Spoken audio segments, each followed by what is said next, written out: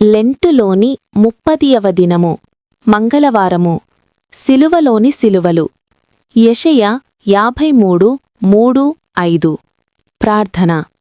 యేసు ప్రభువా, ఈవేళ మా సిలువలు మోసిన నీ ఎడల, నిన్ను చంపువారి కొరకు సిలువలు మోసిన నీ ఎడల, నీతో సిలువ వేయబడిన దొంగ సిలువ మోసిన నీ ఎడల కృతజ్ఞత కలిగి ధ్యానము చేయునప్పుడు మా హృదయములను కృతజ్ఞతతోనూ మా నేత్రములను కన్నీళ్లతోనూ నింపుము.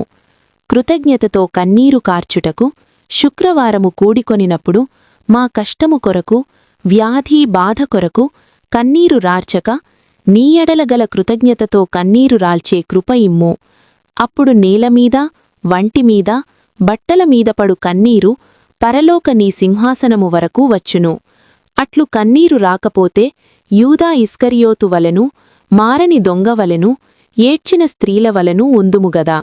మాకట్టి ఆనంద కన్నీటితో నింపుకొను కృపయిమ్ము. ఇట్టి ధన్యత, ప్రయత్నస్థితి ఈ కూటములో ఉన్నవారందరికినీ ప్రాప్తించు కృప దయచేయుమని వేడుకొనుచున్నాము.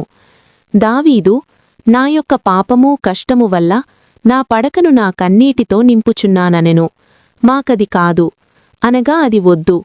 కృతజ్ఞతతో నిండిన హృదయమును కన్నీటితో కృతజ్ఞతతో నింపుకొను కృపయిమ్ము. త్వరగా రానయున్న ప్రభువు ద్వారా వేడుకొనుచున్నాము తండ్రి. ఆమేన్. శ్రమకాల ధ్యాన వాస్తవ్యులారా, శ్రమచరిత్ర అంతయూ సువార్తికులు వరుసగా చేర్చియుంటే అది ఒక క్రమమగును. ఆ చరిత్ర క్రమప్రకారముగా చెప్పుటకు 40 దినములు అవసరము. మనము ధ్యానము చేయునది కొద్దికాలమే గనుక మిగిలినవి విడిచుచున్నాము. మంచి శుక్రవారము కొరకైన ధ్యానము ముందుగానే చెప్పుచున్నాము. లోకమంతా ఆ దినము ధ్యానింతురు. 1. మట్టలాదివారమున ప్రభువు సింహాసనాసీనుడైయున్నాడు. 2. ఆయన శ్రమలో మారినవారి చరిత్రలు, వర్తమానములు, ఆయన శ్రమలో మారనివారి చరిత్రలు, వర్తమానములు, ఈ మూడును మంచి శుక్రవారమున ధ్యానించవలెను. 1. 3 సిలువల ధ్యానము. కొండమీద సిలువలు అనేకములున్నవి. అవి చిక్కులు గలవి. వీటిలో ప్రభువు యొక్క సిలువను జాగ్రత్తగా ధ్యానింపవలెను. ఆయన సిలువ మీద మన పాపములు, శాపములు, వ్యాధి బాధలు అన్నీ వేసుకొన్నారను సంతోషమును మీ హృదయములో ముద్రించుకొనవలెను. ఆ కొండమీద 3 సిలువలు కనబడుచున్నవని సువార్తికులు వ్రాసిరి. 1. దొంగ సిలువ. 2. ప్రభువు సిలువ. 3. మారని దొంగ సిలువ. ప్రభువు యొక్క సిలువలో 3 సిలువలున్నవి. 1వ సిలువ లోక పాపభార సిలువ. 2వ సిలువ ఆయన మీద శత్రువులు మోపిన నేరముల సిలువ.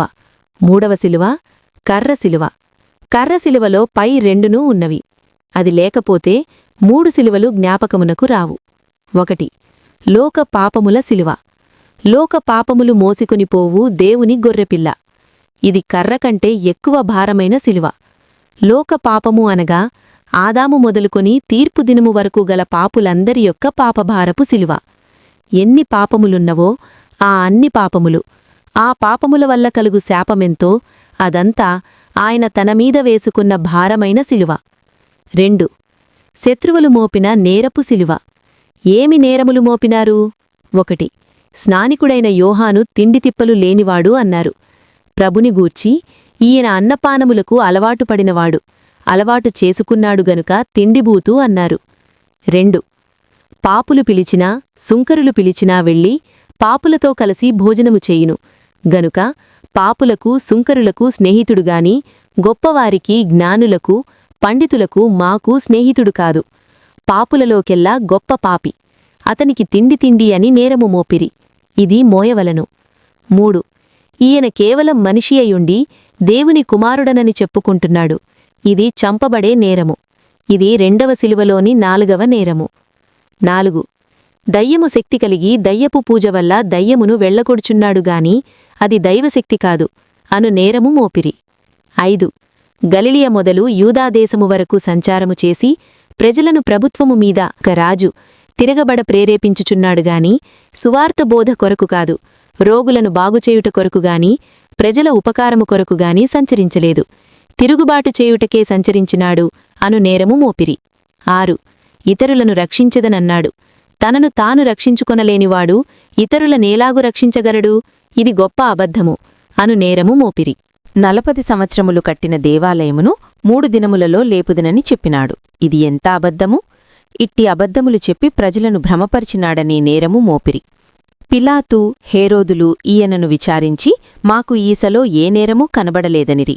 వారు యేసును ఎందుకు తీసుకుని వచ్చితిరి అని ప్రజలను అడుగగా వారు, ఏమి నేరము లేకపోతే ఎందుకు తీసుకుని వస్తాము? దుర్మార్గుడు కాని ఎడల ఎందుకు తీసుకుని వచ్చిదము అని అన్నారు. జడ్జిగారి ఎదుట అలాగన్నారు. నేరము మోపినారు. కర్రశిలువ. ఈ కర్రశిలువలో పై 2 శిలువలున్నవి. పైకి ఆ 2 శిలువలు కనబడుటలేదు. కర్రశిలువ కనబడెను. ఇందులో 3 ఇది భారమైన శిలువ. మోయలేకపోయినను ఆయన మోసెను. ఈ 3 శిలువలు ప్రభువుపైన ఉన్నవి. ఈ 3 శిలువలు ప్రభువును అణచివేసెను. ఈ 3 శిలువలలో ఏది ఎక్కువ భారమైనది? పాపభార శిలువ, నేరముల శిలువ, కర్రశిలువ. దేనికదే భారమైనది. ఆయన మన మీద ఉన్న ప్రేమను బట్టి ఈ 3ను మోసెను. ఆయనకు మన మీద ఉన్న ప్రేమను బట్టి కర్రశిలువ మోసెను. ఆయనకు మన మీద ఉన్న ప్రేమను బట్టి నిందల శిలువ మోసెను. ఆయనకు మన మీద ఉన్న ప్రేమను బట్టి పాపభార శిలువ మోసెను. మొదటి 3 శిలువలు కొండమీది కర్రశిలువలు. రెండవ 3 శిలువలు. 1 పాపభార శిలువ, 2 నేరముల శిలువ, 3 కర్రశిలువ. ఇవన్నీ ప్రభువు మోసెను.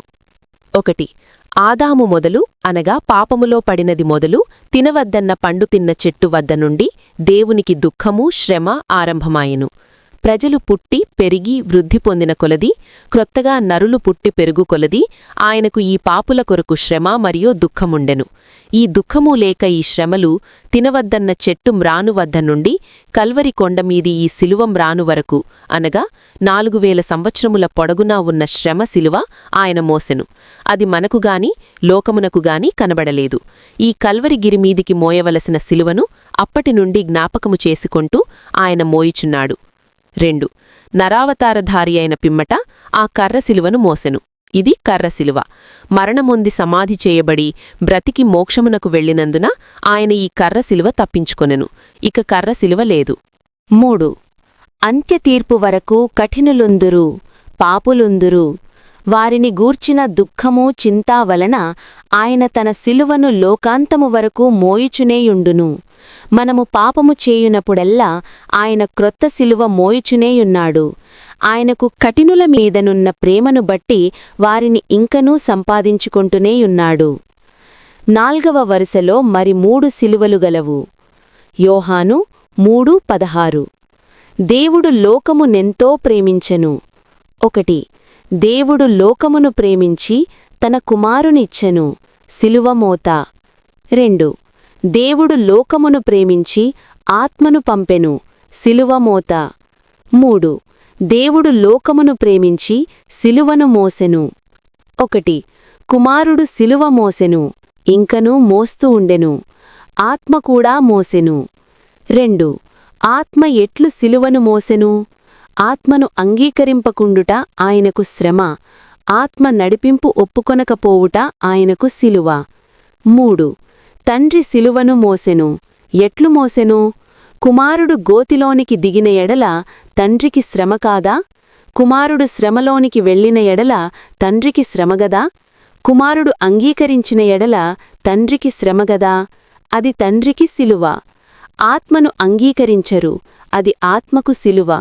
ఒక నాస్తికుడు దేవుడు లేడనుచున్నాడు, ఇది తండ్రికి శిలువ. తండ్రికి అనగా త్రిత్వమునకు ఇది శిలువ.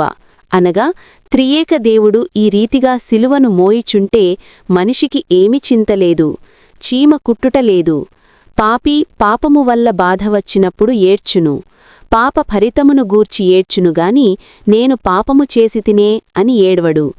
కష్టములు రాగా ఏడ్చెదరుగాని పాపమును చేసితినని ఏడ్వరు. శ్రమ వల్ల ఏడ్పు రాదు. కోటాను కోట్ల ప్రజలుందురుగాని పేతురువలే పశ్చాత్తాపపడి ఏడ్చువారుండరు. మన కొరకు బాధపడుచున్న ప్రభువును గూర్చి, ర్యాప్చర్ వరకు బాధపడుచున్న ఆయనను గూర్చి ఏడ్వవలెను. ప్రభువు శిలువ శ్రమలో ఉండగా కొందరు స్త్రీలు ఏడ్చిరి. అప్పుడు ఆయన వారితో ఇట్లనెను, కుమార్తెలారా, నన్ను గూర్చి మీరు ఏడ్వవద్దు. మిమ్మును గూర్చి మీ పిల్లలను గూర్చియూ ఏడ్వుడి. నేనైతే పాపమును, సిలువను, సమాధిని, మరణమును తప్పించుకొని బయటకి వత్తునుగాని మీరైతే బయటకు రాలేరు గనుక మీ నిమిత్తము ఏడ్వుడి. పాపములను గూర్చి పశ్చాత్తాప్తులై ఏడ్చుట ఆయనకు ఇష్టముండునుగాని కష్టమును గూర్చి ఏడ్చిన ఎడల ఆయనకు ఇష్టముండదు.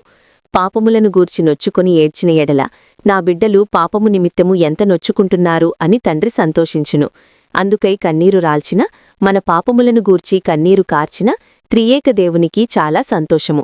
దుఃఖించి పాపి మారిన ఎడల పరలోకములో దూతలు పండుగ చేసుకొందురు అని ప్రభువు చెప్పెను. లూకా 15:10. పాపక్షమనొందిన తర్వాత మరల పాపినని ఏడ్చిన, కన్నీరు రాల్చిన ఎడల వారిని గూర్చి ప్రభువు కన్నీరు రాల్చి దుఃఖించును, సంతోషించడు. క్షమాపణ పొందిన తర్వాత ఏడ్చితే క్షమాపణ పొందనట్లే గదా, గనుక దేవునికి కూడా దుఃఖము. కష్టము నిమిత్తము కన్నీరు కార్చిన ఎడల ఆయను గైచెయ్యడు. యేసు ప్రభువు లోకము నిమిత్తము, నా నిమిత్తము ఇన్ని శ్రమలు పడినారని ఆయన మీదనున్న ప్రేమను బట్టి కృతజ్ఞతా కన్నీరు రాల్చిన ఆ కన్నీరు చూచి ప్రభువు సంతోషించును. ఆ కన్నీరు ప్రభువు యొక్క చేతిలో ముత్యము వలె ప్రకాశించును. అది అంగీకారమగును. ఇన్ని సిలువలు మీ ఎదుట ఉంచినాను, మీరు పరుండి మెలకువ వచ్చినప్పుడు ఆయన ఎడల కృతజ్ఞత చూపుచు కన్నీరు విడవండి. పాపము చెయ్యడమెందుకు, కన్నీరు విడుచుట ఎందుకు? పాపము చేయుట మానండి. ప్రభువు చేసిన ప్రతి ఉపకారమునకు కన్నీరు విడవండి. అట్టి కన్నీరు ప్రభువు మీకు దయచేయునుగాక. ఆమేన్. షరా. అపవాది నీ శరీరములోని వ్యాధి, కష్టము, అవమానము జ్ఞాపకం తెచ్చి కన్నీరు రప్పించుటకు పొంచియుండును. జాగ్రత్త.